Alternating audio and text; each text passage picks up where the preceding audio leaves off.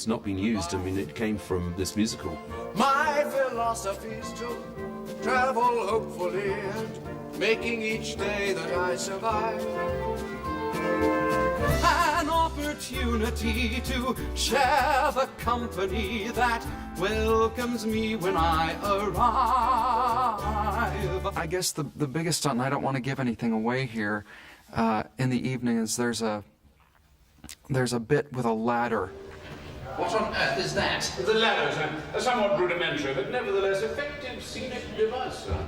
This is a steel ladder that's then dressed to look like wood and is attached to the trestle onto an axle.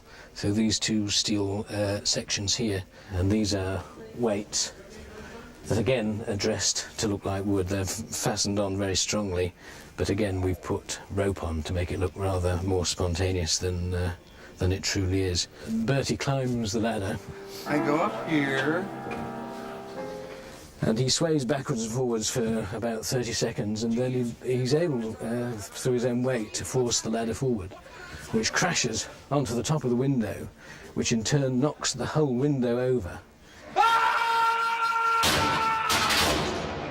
It goes over at a terrific speed and then crash.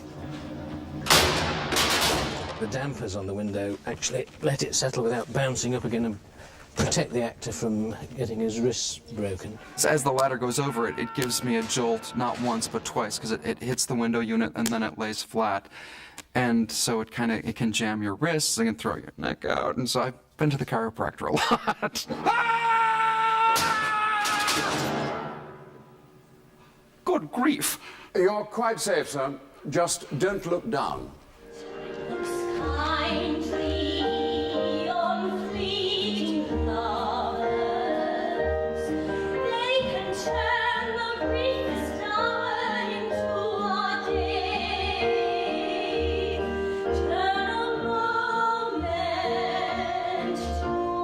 Most of these actors, as far as I know, don't have a huge experience of doing TV and film. I think they've all done some, but none.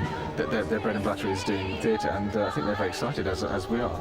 I think it's a challenge for them, but I think the advantage for them all is that this is their set that they've been touring on. We've built in a couple of extra walls, but basically it's their world, and we're coming to their world with cameras and capturing it. It's not like we're taking it to somewhere new and saying this is a completely different set, you haven't seen it before, come and do your stuff, you know.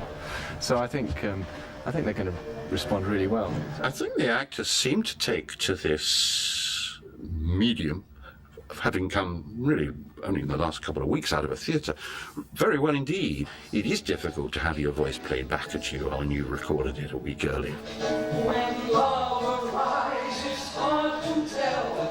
He doesn't ring the front door bell. But I think what helps them is they are very confident with the material.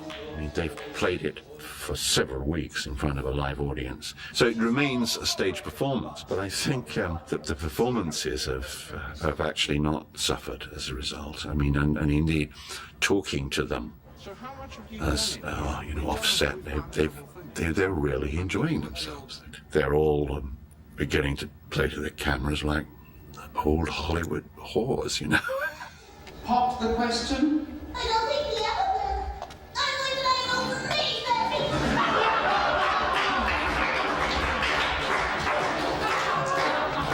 My philosophy's to travel hopefully and making each day that I survive an opportunity to share the company that welcomes me when I arrive. Underneath here, you can't see, but now you can, is a small microphone, which sometimes I understand is built into wigs and headpieces. They're bigger and dark black, so it's easier to mask. And then I would just go behind my ear and flip back here, down the neck. Done. Hopeful travelers, me and you.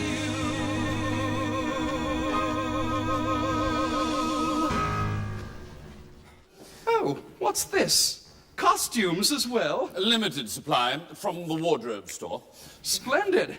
They're certainly getting their money's worth. Whatever next? Scenery? On the day when our audience actually shows up, actually this will be a huge, huge challenge. We start at 6:30 in the morning and we have 140 extras to be dressed in 2 hours.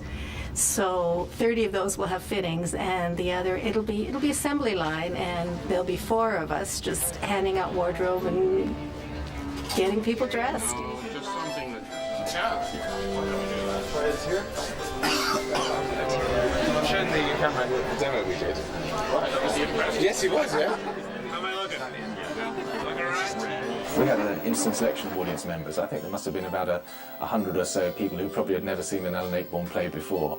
There's another large group which were fans of Alan Ayckbourn's work and understood the whole thing on a different level. And you had some teenagers who'd probably never had their hair slicked back like that before or been put in a dinner jacket. And the nice thing was they all laughed, they all enjoyed it. And there was one great guy in a hat who just never smiled, but at the end came up to me and said, "That was wonderful." Today's an exciting day because we're shooting it. This is like a film shot. This is a sequence that doesn't exist in the theatre version. It's designed to explain to the audience exactly the kind of world they're entering. It's a complicated shot, and we have 20 shots to pull off before lunchtime. And this is one of the more complicated ones. And time is my enemy today because I really want to get a lot out of the Steadicam when I've only got it for one day. Victor, feast your eyes. He's here. Good evening. Yes, welcome to the Little Bittern Church Hall. I think in this sequence we need to have more of Bertie. Then he looks, so you see him, he takes away the flow of what's going on stage. To get to the point that we have a 2-hour show assembled for our first viewing with Alan has taken around 6 weeks. That's 2 weeks of just putting the footage into the computer's memory, and another 4 weeks of solid editing, which has been going really well. But you're just always cutting scene 4, thinking, what am I going to do? Scene 5's around the corner, and there's another 20 scenes coming after that. It's an enjoyable experience, though. I mean, I find myself sitting here at 10 o'clock at night, giggling at the screen, looking over my shoulder, wondering if anyone thinks I'm completely going mad. It looks as if the curtains have opened and he's standing there, and then suddenly he falls, whereas it should be... I think that the action of the curtains opening has made him fall. After 6 weeks of editing, I'm still laughing, so I'm really hoping that other people, after 2 hours of watching it, will be laughing. It was good fun. And when does a stage director ever get to work with 150 extras? I mean, it's great. And so to that extent, it was a very exciting thing. And for all of 20 minutes, I thought I might like to be a movie director. But then, in the end, I think I'll go back to doing stage shows. There's a pig, there's a pig, there's a housebreaker pig. There's a pig with criminal intentions. Once he's caught, very strong, we'll reduce him to sport in a way that's too terrible to mention. Can't escape, now he's caught, he can grunt, he can snort. It's a great new game, chasing porkers for sport. Now we've got him cornered, there's a lesson to be taught. To the pig, to the pig, to the pig. I'm in love. Oh, I am sorry. Oh, I've never been in love like this before, Bertie. You'll get over it. Banjo boy, play their favorite tune, as the old folks love to sing. Can't you hear the people cry? Wanna see the swingers fly? Listen to him playing. Just a moment. Yeah! Can't you hear the children roar?